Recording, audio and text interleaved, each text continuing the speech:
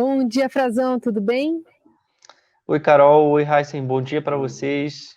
Bom dia para os nossos ouvintes. Uma excelente quinta-feira a todos.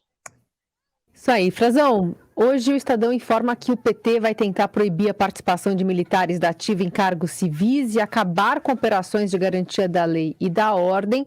Deputados do partido pretendem apresentar uma PEC para reformular o artigo 142, que trata do papel das Forças Armadas, mas vem sendo usado por bolsonaristas para defender uma intervenção militar no Brasil. A gente ouviu falar muito, né? Especialmente no comecinho do ano, sobre esse artigo 142. Queria te ouvir sobre essa movimentação e a chance de vingar. Verdade, Carol. Vamos começar pela chance de vingar, que eu acho que é mais importante para o nosso ouvinte, para quem nos acompanha. Por enquanto, essa é uma ideia que está sendo gestada dentro do PT, por algumas cabeças do partido, representantes na Câmara dos Deputados, e é lá mesmo que esse assunto tem que ser discutido. Não é uma grande novidade que esse assunto venha a ser discutido. A novidade é que está sendo discutido nesse momento no governo Lula, e esse é o impacto, por isso que a gente está tratando dele aqui, porque essa PEC ela tem uma composição que já aproveita assuntos que vêm sendo discutidos desde o governo Bolsonaro. Inclusive, já tinham sido debatidos, apresentados no Congresso e nunca evoluíram.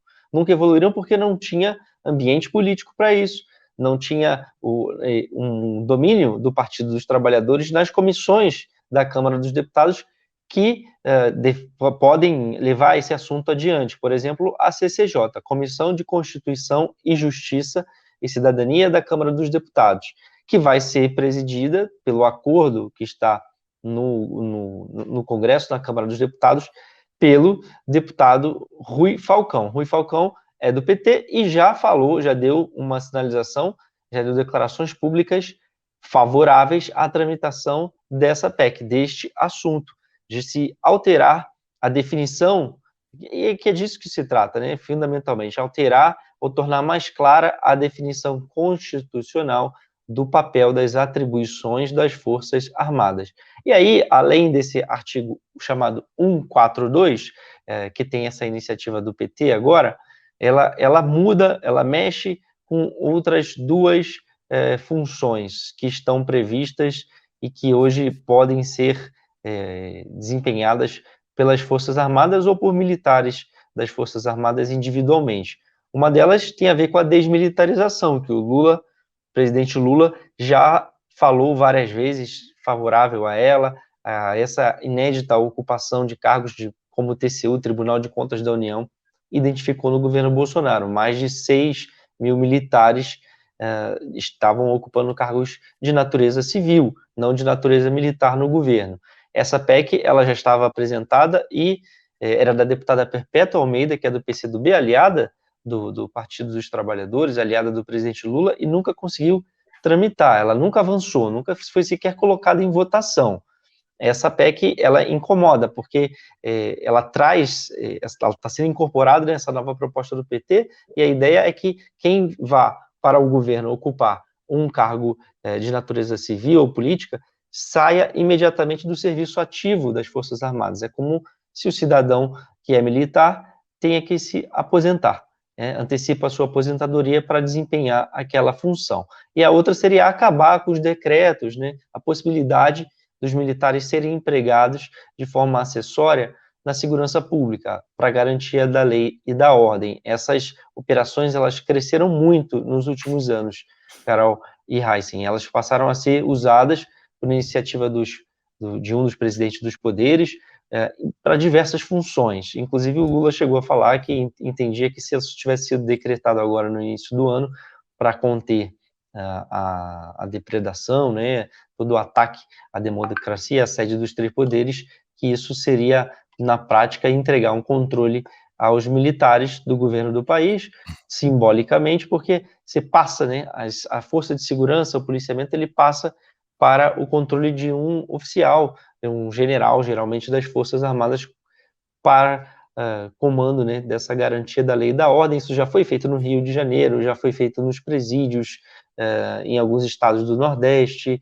Volta e meia ocorre uma operação como essa. Nos últimos anos, cresceu bastante o número de operações de GLO. Agora, tem que ver essa decisão, né? Eu já tinha apurado sobre uma parte dessa PEC, não toda. Isso pode ser uma grande encrenca para o Partido dos Trabalhadores, pode ser uma encrenca para o governo Lula, por não ter ainda uma base congressual testada.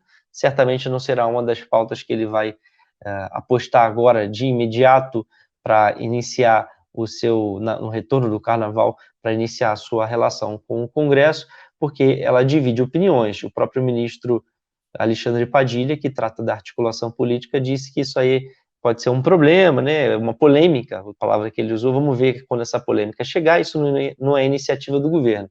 Não é mesmo, mas é do partido que está no governo, né? E tem apoio entre pessoas importantes do partido, como os deputados que estão apresentando, Carlos Zaratini e o Alencar Santana. E o ministro da Defesa, José Múcio, já tinha me falado, e aí eu acho que é importante trazer essa informação. Eu tinha conversado com ele ainda lá na transição de governo sobre uma parte desses assuntos, que era a proibição dos militares de trazerem e ocuparem os cargos civis, né, que eles teriam que ir para a reserva. E ele disse que para isso, como uma PEC, e como esse assunto é polêmico, que precisava de decisão do presidente da República. Então, imagine, se só para aquele assunto já precisava de uma decisão do presidente, para os outros dois, que são ainda mais polêmicos, mais amplos, né, mudar a definição, a atribuição, como está redigida na Constituição, tirar a garantia da lei e da ordem, né, colocar a garantia da soberania nacional, da integridade territorial do país. Claro que vai depender também de uma decisão política do Lula, e o cenário mudou bastante, é mais favorável no entendimento do PT para o enfrentamento desses temas, por causa, claro, evidente, dos fatos ocorridos no dia 8 de janeiro. Muito bem. O Frazão, outro assunto, o Fundo Amazônia, né, que está sendo reativado agora no novo governo, ficou praticamente desativado no governo Bolsonaro, tinha recursos da Noruega e da Alemanha, agora tem mais gente querendo contribuir. Os Estados Unidos, por exemplo, isso foi tema até na viagem do presidente Lula a Washington na semana passada, mas por enquanto o que está se falando de valor está chamando a atenção negativamente, né? Pois é, Raíssa, inclusive o valor ia ser falado entre as partes e acabou depois... Conexão. Oi, perdemos a conexão, mas voltamos, Frazão. Voltamos? Ah, que bom. Dizia, Raíssa, que de fato houve uma certa frustração, um impacto inicial não foi positivo da declaração de qual seria o valor, tanto é que o valor não foi formalmente anunciado quando tem esses encontros, né, na viagem bilateral. Geralmente há uma declaração conjunta emitida pelos ministérios das Relações Exteriores, e o valor não constava lá, constava só a intenção, que já tinha sido anunciada, o próprio presidente Lula confirmou, dos Estados Unidos de aportarem recursos. Só que ontem, né, a embaixadora dos Estados Unidos no Brasil recebeu a imprensa pela primeira vez, eu estive lá na embaixada, e a Elizabeth Bagley, ela falou, Heisen e Carol, que o Congresso dos Estados Unidos é quem toma essas decisões orçamentárias, e que ele fará a determinação dos valores autorizados. A expectativa da Casa Branca é que isso ocorra já nas próximas semanas. Ela disse que o governo americano, o governo Biden, está muito entusiasmado com a aprovação desses valores orçamentários no Senado. O Congresso, o Biden tem algumas dificuldades para aprovar recursos no Senado e nos Estados Unidos, né, na Câmara dos Representantes. Eles não têm uma maioria tão folgada, eles têm uma certa restrição. O próprio pacote verde que ele tentou passar recentemente passou por um pouco de dificuldades, né? Não foi uma coisa tão simples para ele, para o presidente democrata Joe Biden, mas eles acham que vão conseguir anunciar já nas próximas semanas, o que é positivo para o Brasil, e vai sair a definição exata do valor. Justamente por essa dificuldade, segundo a diplomacia, né, americana, que eles acabaram retirando da declaração durante a viagem do Lula a Washington o valor de 50 milhões de dólares, que era o que havia sido negociado, conversado entre as delegações lá na Casa Branca. Esse era o valor que se falava, pode ser mais que isso, pode ser um pouco menos, ainda está em definição, pode ser ao redor disso.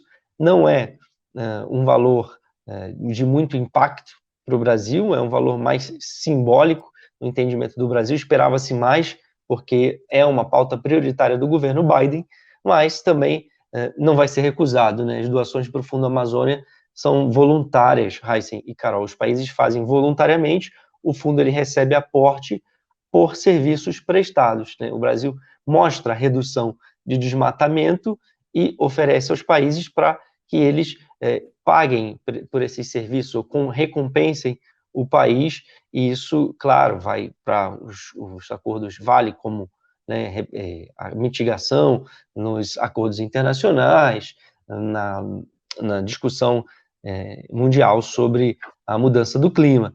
E, claro, a iniciativa de entrada dos Estados Unidos, hoje só participam Noruega e Alemanha, com os dois com valores muito superiores, né? O fundo é bilionário, já com aporte desses dois países há alguns anos, tinha sido paralisado no governo Bolsonaro por causa de dificuldades de gestão do fundo, mudanças que haviam sido feitas no acompanhamento da aplicação do dinheiro que é pago ao Brasil, que é depositado, e também pela alta do desmatamento. A expectativa é de que isso se reverta agora, então está havendo desbloqueio, já houve anúncio por esses dois países, tem agora a entrada dos Estados Unidos anunciada, falta definir quanto será nas próximas semanas, e tem também já a declaração de interesse, de contribuição, e é isso que o Brasil acha que os Estados Unidos podem contribuir, dando um exemplo, chamando, atraindo mais países para o Fundo Amazônia. Já tem a França e o Reino Unido, né, os dois declarados que interessa a eles aportar recursos. Tem negociação também com a Suíça, é uma negociação também que já houve no passado, pode vir a aportar algo, e a própria União Europeia. Então, pode ser que isso destrave um pouco, mas o perigo a sensibilidade do valor é que o exemplo seja de um aporte pequeno por parte dos Estados Unidos, muito pequeno, para o tamanho do fundo, para o que ele representa, né? Claro que os valores de recursos são sempre bem-vindos.